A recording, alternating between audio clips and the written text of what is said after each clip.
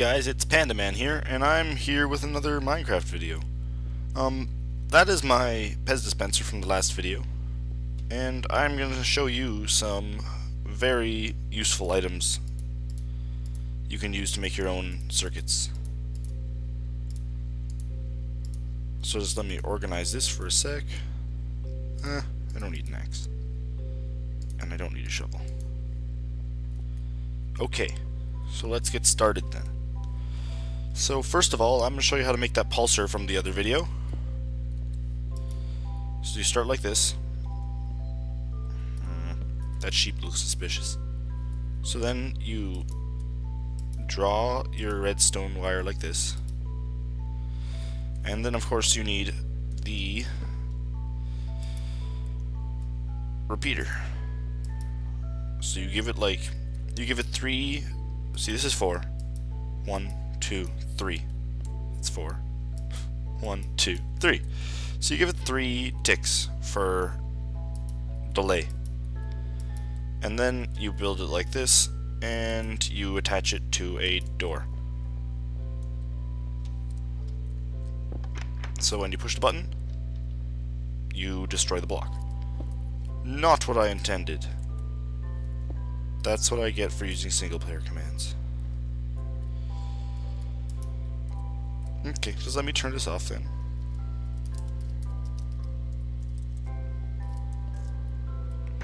Okay, maybe I'm allowed to push the button now. Okay, so it did not work. Why didn't it work? That's why it didn't work. Okie doke. Here we go. Now it will work. So you push the button, which powers the system, or turns off the system, correction. Turns off the system, and the door opens really fast. So far, the only use that I've thought of for it is something that you need to move really fast, to only let one thing or so fall through it.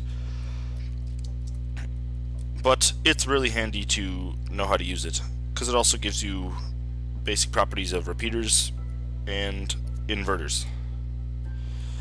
So that is the pulsar. Now I'm using too many items because it's really handy. And items are supposed to be infinite right now for my single player commands, but apparently doors are not. So now what I'm going to do is I'm going to show you how to make a memory block.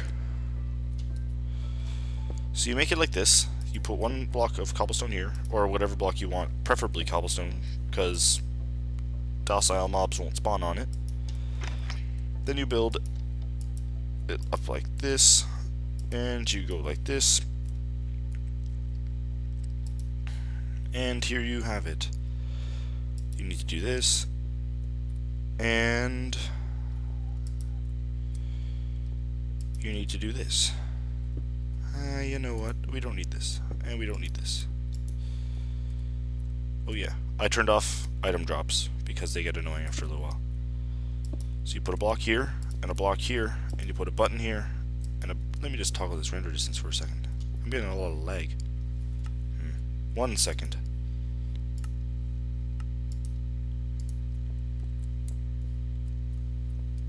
That's a bit better, I think.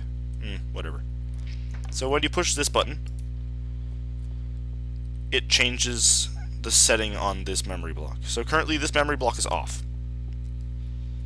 This is the off switch. This is the on switch. When you push this button, it switches the memory block into the on position. Basically what this memory block does is it turns buttons into levers. But the advantage of using buttons compared to levers is when you use a lever,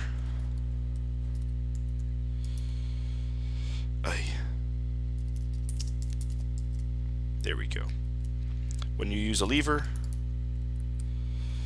you need to be there to reset it. So if I use a lever here, and let's say I use a lever over here, what I do to this lever won't do anything to the door. But I need to keep this lever off.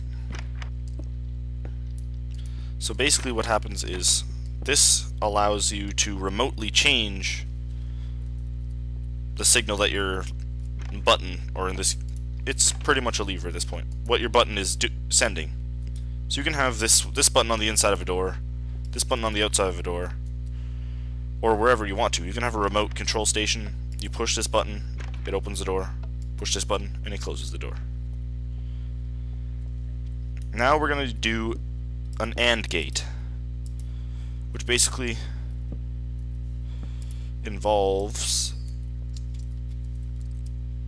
taking two signals, two different inputs, and combining them into one and deciding whether or not to open the door.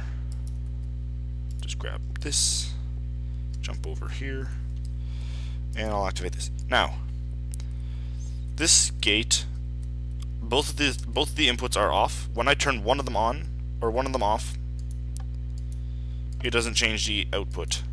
But when this one and this one are off, then the door. Okay, that was interesting. Anywho, when this is off, or when this is on and this one's off, nothing happens.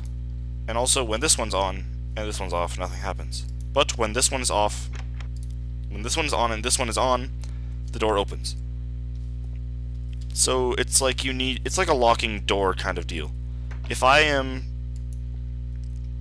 this switch is here and it's like inside my base, and this switch is to open up the door. Per se, it's a steel door, so they can't open it. They'll try to toggle this to open the door, and they won't be able to unless I unlock it.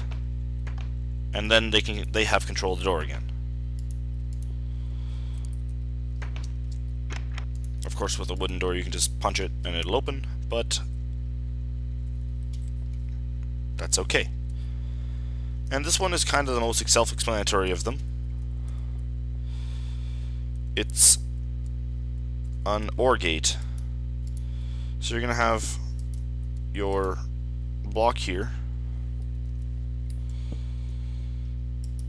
and you're going to have your inputs like this.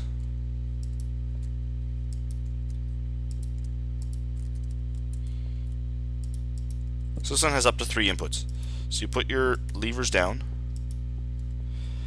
and so then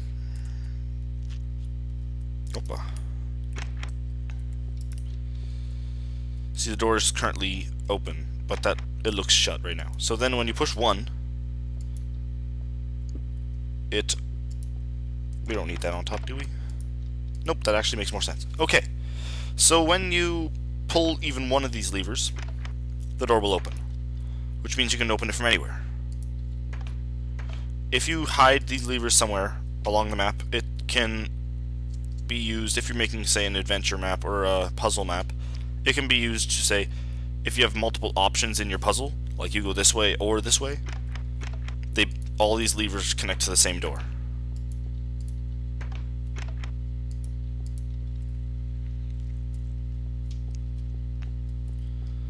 Okay, I think we're done for right now.